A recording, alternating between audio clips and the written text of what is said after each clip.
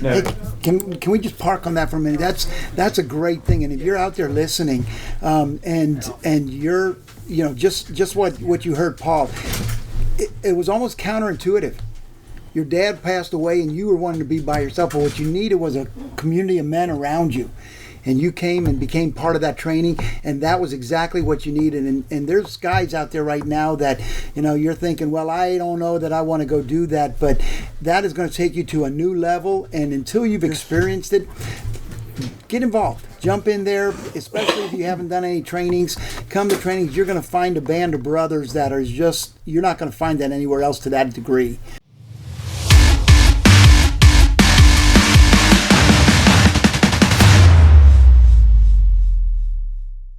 Greetings, Northwest Royal Rangers. Welcome back to another episode on our podcast here. We are coming to you from Zionsville, Pennsylvania again, and we've got a couple other special guests we want to introduce to you today. We have Paul Sheaffer. He is the District Training Coordinator for the Penn-Del District.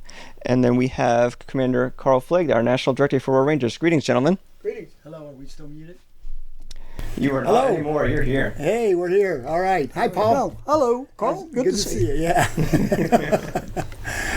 So we've been here in Zionsville, Pennsylvania doing a National Academy and Advanced Academy here, and trying to improve our training to help get ready the staff for events in the future so we can help train leaders to help train the boys and win them back to Jesus and bring them to know our Lord and Savior. So I just met you, Paul, this week, and I've known you for a little bit, Carl. Yeah. So can you tell us a little bit about yourselves of how you got involved in Royal Rangers?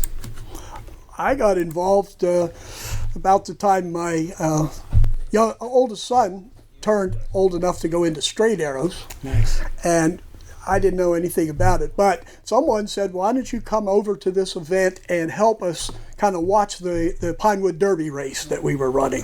So I came there, and first thing you know, I was asked to go here, and first thing I was on sectional staff and district staff. I mean, just worked our way up because willing to serve. And my kids were involved too. That's a big... It's a big driving force. It really is. A common theme. That's number one way guys get involved in Rangers is because they're kids. I was dating who's my wife now. I was dating her, and her father was real involved in Royal Rangers. And basically, I was getting ready to head overseas, and he said, "Hey, I've got something where you can learn some survival skills. Why don't you come to this event with me?" And I had no idea what Rangers was or anything like that. So I just he took me to an NTC, and so I walked in. Here I am with a bunch of guys who are getting deeper training, greater training with Royal Rangers. I had no idea what Royal Rangers was. And I walked into that weekend, and boy, that was an eye-opener. But once I got back stateside, I ended up getting a job as a youth pastor down in Texas. And I called my father-in-law up, and because at that point I was married, and I said, hey, I want to start one of those Royal Ranger groups, and haven't looked back since. So you really went from scoring brownie points to scoring points for Jesus. There you go. I never thought of it that way, but you're absolutely right, and that's what it was. I was just trying to get in good with my future father-in-law. That's awesome. Well, God works in very great ways, and He did what you needed at that time. He really does. That's amazing, isn't it? So Paul, you said you went with your boys. Did you ever get a chance to be a commander in the same age group as your boys? Yes, I did. What was that experience like? In fact, he said the oldest one was just going into straight arrows, and my wife was back in the little child's care area, and I was in the service that Sunday morning, and they announced that the straight arrows was going to be canceled because lack of leadership. And Lord spoke to me and spoke to my wife, two different parts of the church at the same time, and we even checked the time, and said, you got to get involved. So the two of us took care of that group as our boys, both boys went through, were involved with that, and I pretty well stayed in that area. When they got old enough, they moved on. But yeah, I've had a chance. So it was fun. I had a good time with them. So did my wife. Cool. Well, that's awesome. You don't get to see a lot of or hear stories of a husband and wife team being involved with the ministry, and that's an awesome impact too. How did that help with your ministering to the boys? Did you feel like that was a bigger cohesive unit? Yeah, at that age group, boys are still leaning towards their moms. You know, it's a great, if you have a husband and wife team, you can mother, father, if you will, not exactly, but they can identify. And I've had a number of boys that would not have stayed.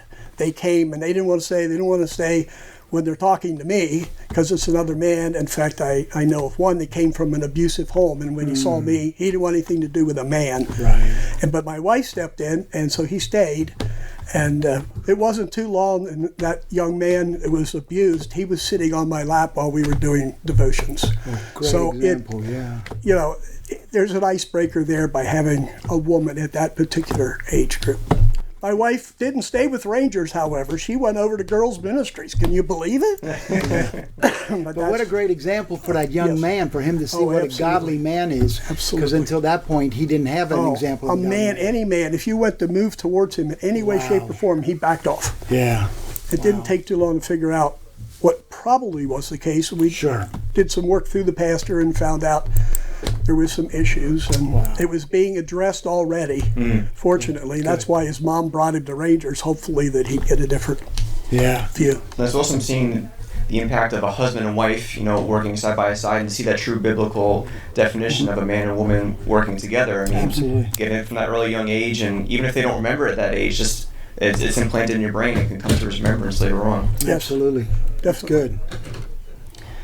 So, being involved in Royal Rangers, you've been in the Northeast your whole life? Yes. And have you ever traveled out to the area in the Northwest for any camps or? My mother was from Oregon, so I've not traveled out there. But when I was growing up as a boy, my dad met my mom during World War II. He was stationed out there. They got married, and he had to promise her father that he'd bring her home every 2 to 3 years. So growing up, every 2 to 3 years, we took a month, drove out for a week, stayed 2 weeks, and drove back. And that's before we had interstates. I spent a lot of time out there, and yes, beautiful country, Mount Hood, and just gorgeous areas. Yeah. So, but never a camp. Never a camp. I haven't been invited out there to help with a camp, but I'd love to go. We're gonna get you on the list then, Paul. All right, that sounds good. RMC coming up in the fall. I know. I heard about it. There you go. There you go. And then you've been out fairly recently too. Oh, absolutely. Yeah, I have a son who actually lives out in the Bend, Oregon area. So that'll help pull me there as often as I can. Not to mention Royal Rangers, of course. Of course. Of course. So, yeah, and I agree. It is. It's gorgeous country. It's gorgeous. It's very beautiful. Well, yeah, I've been to the Bend area. It's very nice down there, and our camp's not going to be too far away from there when we do an RMC in the Oregon area. So nice. All right. Maybe we can talk him into coming out and being part of that camp. Yeah. I can vividly remember going out in the beginning of July out there and having a snowball fight with my father and my sister, of course, up on Mount Hood, because we got up so far and it was snow. Right. I mean, this was great. Yeah. And having a snowball fight. That was great. Well, that's the beauty of it. You can be up in the mountains and you go a couple hours in the other direction, you're at beach. Yeah. I mean, you get the best of all the worlds, right? That's right. That's awesome. So let's talk about with training that you've been to. You've been a part of being the district training coordinator. So what was it like going to your first training? What was your first experience being pushed into that? My father had just passed away, and I did my first training, and it was a bonding because I had men around me. He had passed away maybe 6 months before, and I wasn't going to go. I didn't feel like I belonged, and it was definitely a life-changing moment.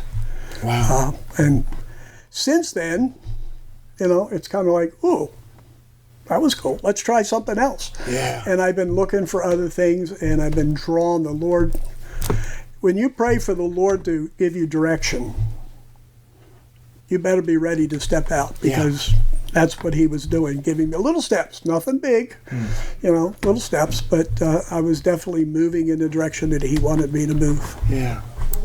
No. Hey, can we just park on that for a minute? That's a great thing. And if you're out there listening, and you're just what you heard, Paul, it was almost counterintuitive. your dad passed away and you were wanting to be by yourself, but what you needed was a community of men around you.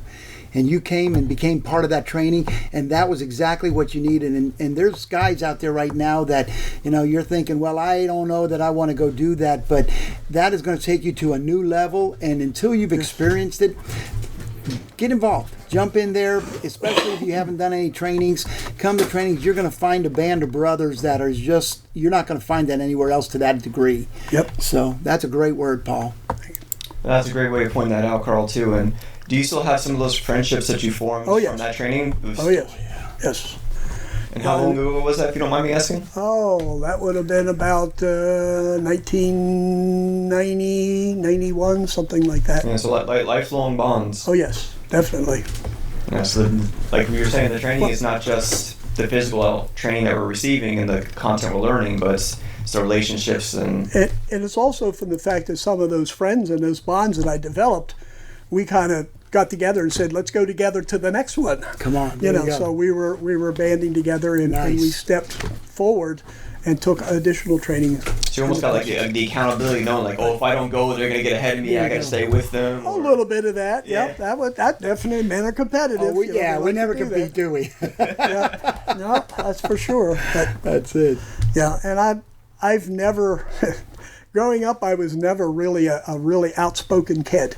I was kind of quiet and did my thing. So, and somehow God's pulled me out of that. I spent 15 years as a teacher, high school and college, and now I'm in the process of running camps and doing a lot of talking and teaching. But God changed me during that. He equipped me for what I needed to be able to do what he was sending me to do, because I can remember saying, there's no way, God, absolutely I'm not going to do that. And again, you don't bargain with God. He'll give you what you need. That's right. That's awesome. That's neat. So what you guys to think back here, let's go back in time to a service or one that you're part of at a Ranger camp out that most impacted your life. A service? Yeah, so think back to service. Maybe it was a special word from the Lord that you heard to you specifically, or another brother that said something to you, or just the message that was being preached that night. I can't think of a particular one directly, but there's, every time I go to a camp, every time, every camp will have many different lessons, but, I'll reach out and glean something from that and add it to my storehouse of information and grow a little bit in the process. But probably the piece that affected me the most in all of the training and everything is the brother that comes up and just gives you a hug, or he comes up and basically says, hey man, thanks for coming, or I enjoyed what you said, that was fantastic, or I say that to him. I get more out of that than even some of the messages that Karl says. But no, I mean, those are great. I mean, you're gathering, you're like a squirrel gathering nuts, okay, in your squirreling when I can use them again. But there's nothing like a brotherly, exchange. Men work well side by side with other men. That's how we do things. That's it. And women, on the other hand, they sit around the table, they communicate face more that way rather than side by side. We get into something and do it together and we're happy. Yeah. And that's what I would take away from any training or anything that I've heard. That's the biggest, because that lifts you up. That's God giving you that feeling. Yeah. Yeah, for all of those out there who don't know, if you haven't gone to trainings or been really big involved in that part, it's not just the ways we're teaching to help you out on a weekly meeting night, but it's the spiritual aspect. We're trying to reach and impact boys' lives. How can we do that if our own lives are not being impacted ourselves and being grown and fed with the brothership and with the words that we hear from the chaplain and just being in that camaraderie? That's right. That's very good. And I can say that I've done a lot of promoting and trying to get other men to go to NRMC, which is the culmination of the training. It's one of the first steps of the major training. That's what we were here training leaders to be able to staff that. And I tell them, yes, you're going to learn all kinds of ways that you can impact your boys and everything, but the best part, I would even say, if you're not going to be that involved in Rangers, the manhood sessions that happen at an NRMC are the best training and the best information that will help you as a man to grow. Absolutely, hands down. That's for me. You know, you're asking what was our biggest. The biggest thing is when you get to watch a man who comes in, you know, and you watch how God starts to do something in his life, and he comes alive. You know, he comes alive. So many times our men, our men want to serve God. They really want to make a difference, but sometimes we struggle. You know, if I'm a tradesperson or you know, I work in an office or whatever, I'm drive a truck, whatever the occupation is. How do I take what I hear on Sunday morning? I always say that theology, and how do I turn it into my biology, my 9 to 5? How do I meld those two together? And when men come to our training, come to our camps or whatever, and all of a sudden they watch how God uses them and who they are, and even their occupation or their giftings, their trade, whatever it is, and starts using it to make a difference in a boy's life. And you see that bring a man alive. All of a sudden he starts to see, God's using me. And there's nothing like that, is there? No, I mean, just to be in that place and feel like, wow, God's speaking to me, God's flowing through me, God's making a difference in a boy's life, and you get to see how you impact the life of that boy and change the trajectory of his life, and that's huge. That's huge. For me, that's the win. You know, and when we're out there, I mean, I love when God does stuff for me. Obviously, we all do, but it's seeing just all of a sudden seeing that aha moment. You know, as a guy starts to look and see himself the way the Bible talks about him. Anyway, that's and if men feel they don't have an influence, I can give a personal situation. Yeah. I was at a sectional derby race, and we were trying to get all the scores done and all that, and I was also there with my outpost, and I told my older son, at that time he was about 15, and I said, will you take the boys out of here, take them out on a little nature walk for about 15 minutes, come back, and we'll be ready then, and that'll keep them engaged. So he took them out, excuse me, and he came back and he said, you know, Dad, I finally get this leadership thing. When he walks anywhere, he always takes a piece of grass and puts it in his mouth, and the piece of grass is bouncing up and down. And he's walking these kids through the mountains, you know, through the trails and stuff there, and he was talking and pointing out things. And he said, I turned around, and every kid that was following me had a piece of grass hanging out of his mouth. Yes. And that's what we're all about. You don't have to say the right words. You don't have to do something really special. You have to be genuine. A boy spells love, Time. Yes. And that's so important. Just be yourself and spend time with them and let them know that somebody really loves them. That's good. And that's good. He still remembers that. To this day, he still remembers those line of kids with the grass hanging out in their mouth. And that's why we have to do training. Right, and you know, Paul's a pro at this. He hears this and sees this all the time. But that's why we go through training, because we know that we can't take a boy where we aren't at.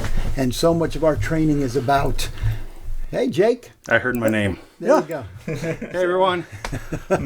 Proceed. Yeah. So, hey, this is really good because they're packing the truck right now, and I've got an excuse not to be working. Yeah, there you go. But seriously, I mean, it's you know, when we go through these things, we're improving, but we know that as we improve, we're really making a difference in the boys' lives. Absolutely. Because they are more caught than taught, isn't it? And that's what you were describing. Yep. Yeah, it's great that you mentioned that, because I know for me and myself, whenever I've gone to camps, my fondest memories are always around the campfire at the end of the night, coming to the altar calls, and, you know, as a leader now, like, praying for the boys, but then as soon as you start doing that, the boys, like, they just shift immediately and start going off into their own and doing that and praying for each other, and and seeing them, like you said, they see what you're doing and now they're doing it themselves. Like, that's good. I can't think of a better experience. You don't need a 25-point list to follow. No. From this standpoint, you just need to be in a walk with God, and it'll all work out. Yep, that's it. If you love God and you can be yourself, you can minister to boys. Yep. Absolutely. Well, let's. I've got one question here that I ask every commander that comes on the podcast, so we'll leave with this. What is one thing you know as a Ranger Commander now, of all the trainings and all the experiences you've been a part of, that you wish you knew when you first got involved in Royal Rangers? Well, I wish I knew about Royal Rangers. You know, sure. Well, that was for sure. I did grow up a Boy Scout. So I did camping. I was involved as a boy. But what was missing, even though my scoutmaster was my uncle, and he was a religious man, he was a godly man, but I wasn't around, it wasn't the same as being around now with the boys. It just was like, oh yeah, I attend church here, but let's talk about Boy Scouts. Now it's a matter of, well, we go to this church and some of you don't, but let's talk about God. There's a whole different approach. So I wish I would have known that when I was just a young boy, and I would have had a choice to go to Boy Scouts or to Rangers. Of course, maybe back then I wouldn't have made the right choice. I don't know, but I now made the right choice. I know that. Wow. I think I probably would have. I wish I would have known the impact that happens in my own personal life by engaging and being with other men, kind of a thing. Because I know for myself, and I've seen this now time and time again as a men's director and as working with Royal Rangers and all that. As men, we look at other men and we always think they're way, way up here. And we think we're so far down here, in comparison. When we compare, because we see the worst of ourselves. We're always our worst critic, aren't we? And yet when we look at other guys, because as guys, we always show the best part of us. So the other guys around me are showing the best part of us, and I'm seeing them way up here. And I'm thinking, man, you know what? If they saw me or knew me, they wouldn't, I don't compare to that. These guys are giants. And really, once you start getting engaged and building relationships with guys, you realize we're really all right about here in the middle together. We're all struggling with the same thing and all of that. And that's probably the biggest thing with men is ladies, my wife, when she was raising kids, if she had an issue and had a problem, she had no problem calling up somebody and saying, man, I've got a problem here, another lady, and they talk it through, and if they didn't know what to do, they'd come to call somebody else, and eventually they'd group think it and figure it out. As guys, we stay on our own, don't we? And we just kind of like, we got to do it myself, because man, I can't tell you I've got a weakness here, because if I do, I'm going to be weak somehow, and you're going to think less of me. And what a lie that is. Yep. And so, man, I wish earlier in my life I would have understood the value of bringing good guys around like you guys, and just having you be as friendships, and realize that you're struggling with the same things I am, and me being able to come out and say, hey guys, I'm not sure what to do here. That's freeing for you all too, and together we can work it through. Ecclesiastes says, woe to the person who's by themselves. But when you're a young Christian, and especially as a guy, it just seems like I think that's something the enemy does. He keeps us by our, he keeps us isolated. Yeah, because he knows if we're separated, we're weaker. Exactly. And so that's what this ministry here, Rangers, is what I think helped me the most, and that was probably what I learned, and wish I'd have learned it sooner, but once you get it, well, we get together at Ranger events, we come together for our annual lead or whatever, and guys, that's the biggest part. We come back from dinner late, at the hotel during lead conference, and we go walk into the lobby, and my wife just says, I'll see you upstairs, because she knows I'm going to be the next 4 or 5 hours down in the lobby talking to this guy, talking to that guy, talking to that, because we've discovered, and that's not just me, that's all the guys. Yep. Because we've discovered the value of iron sharpening iron. We discovered the value of two are better than one, and we're not always talking about deep things. Sometimes we're just goofing off. Remember when you sat down in the chair and it gave out from under? Well, that was Jake. It wasn't Jake. And it gave out from underneath it. So it's just doing life together. So anyway, that's probably my biggest. And I can relate back to that in a particular thing. I have a younger leader in my church. Yeah. And I've been working on him, trying to get him out around Rangers other than our church. He's a good guy. In fact, right now he's our outpost coordinator. And I finally convinced him a couple of years ago to go to our Northeast Region annual Empower that we have. And when he went there, his biggest thing, when he about 2/3 of the way through, he walked up to me. He said, "Thank you for inviting me." He said, "I didn't realize that there was so many men that were so passionate, not only about Rangers, but about each other." And, plug, that national director He'll talk to anybody. I can walk up to him and start a conversation, and he doesn't treat me like I'm some lowlife. We're on the same level. Yes, He we are. really, and that impressed him, and so he's one of the biggest promoters now to get guys out to our Empower conference. So, Praise the Lord. That's good. yep. The piggyback of what both you're saying, for me this weekend it really came full circle for me, because going through National Academy, one of my patrol members was a commander I camped with as a boy coming through the program. Me. Another one was a former mentor of mine going through FCF and Rangers, and being a big part of my GMA ceremony as well. And to go through camp physically with them, now as a leader, side by side, but also seeing, I see their shortcomings now, because you put them on this pedestal, like you're mentioning up there, when you're a boy or just when you're meeting for someone for the first time. But seeing, they have shortcomings, they obviously know my shortcomings, but to see me overcome my shortcomings with the help of them and other leaders throughout this ministry, it really is like, wow, like it just hits you right in the face. That's cool. That's right. That's awesome. Well, I appreciate you gentlemen coming on here for the podcast Thanks for having today and us, sharing your yeah. experiences. Yes, this It's is been good. great getting to know both of you, being here this weekend, and for more in the future, I'm sure we'll see. All right. I I'm think looking this would- forward to serving with you on a camp somewhere. Absolutely. All right? Absolutely. And I think we've waited long enough. The truck's packed, so we're probably good to stop. There you go. No, I'm just teasing.